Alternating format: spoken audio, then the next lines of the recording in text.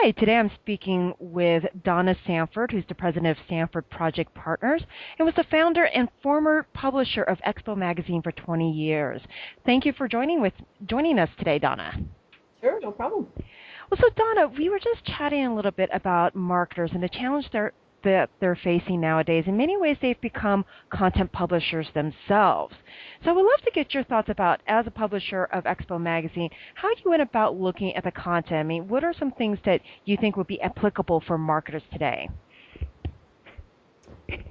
Well, the new buzzword of content for marketing, that's what everybody wants to do. What is content for marketing?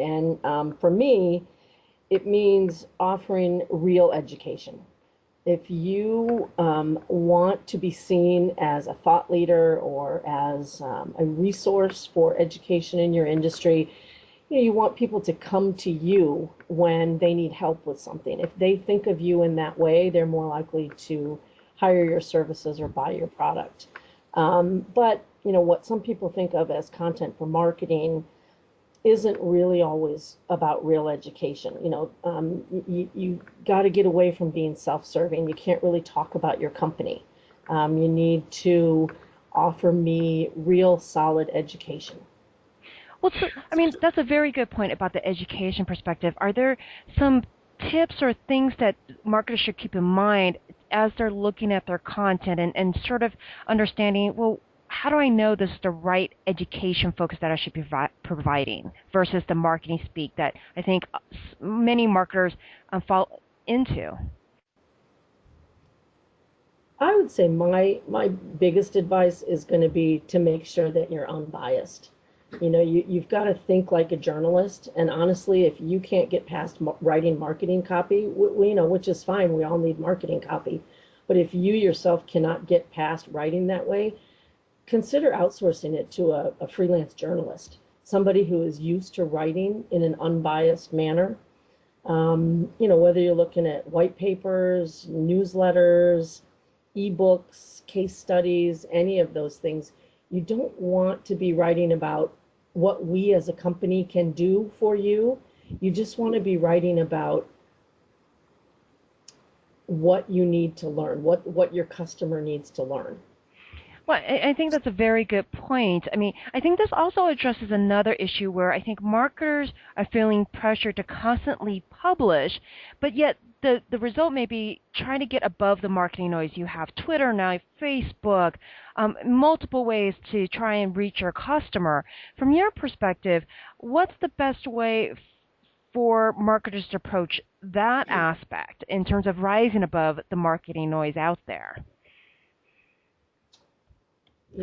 Case studies are my favorite. I really like case studies because I really feel like they can be educational. If you offer a service and you write a case study about one of your clients and how they did something, minimizing your role in that, but just talking about what this client accomplished, what their goal was, what the end result was, if they needed to make money, how much did they make from it, write it in an educational manner, that is going to have so much more readership than a blog post about your thoughts on evolving technologies or something like that. Because as a reader, I can learn something from this case study and apply it to my business.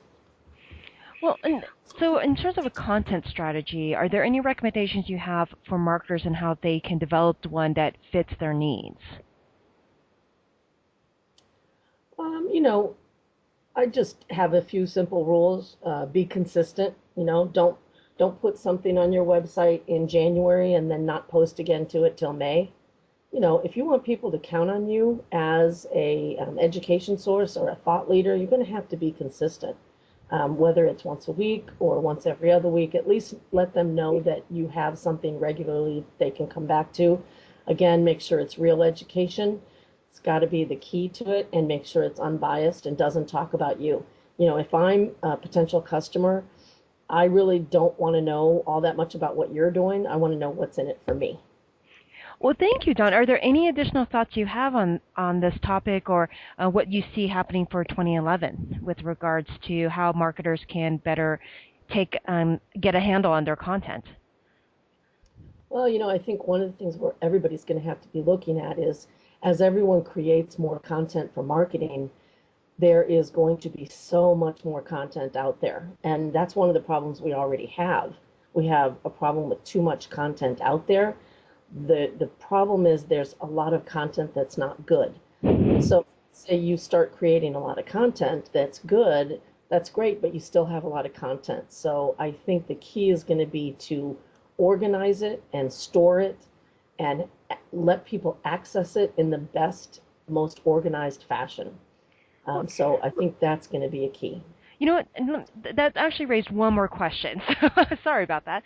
So where does curated content fall into this from a marketer's perspective? Do you recommend it? And if so, should should a company also consider curating content that may be published by their competitors, but it's still good content for your customers and prospects? That really depends on what your goal is, as a marketer. I mean, curated content, I think, is critical just because there is so much out there.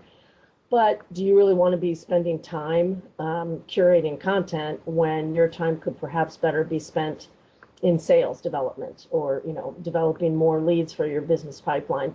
That's going to have to be an issue company by company. I do think curated content is going to be, huge, even bigger than it is now. But, I'm not sure that an individual marketer should be spending a lot of time curating their content or pointing to their competitors' content. I would rather probably be looking at who's doing the major curating in my industry and make sure my stuff is getting curated in there, so that I can focus my time more on developing my business. That's a great point. So if someone was interested in getting in touch with you, what's the best way to do that? Probably through my website, or I can just give you my email address. It's just dsanford@sanfordprojectpartners.com. Thank you so much for your time, Donna. Thank you.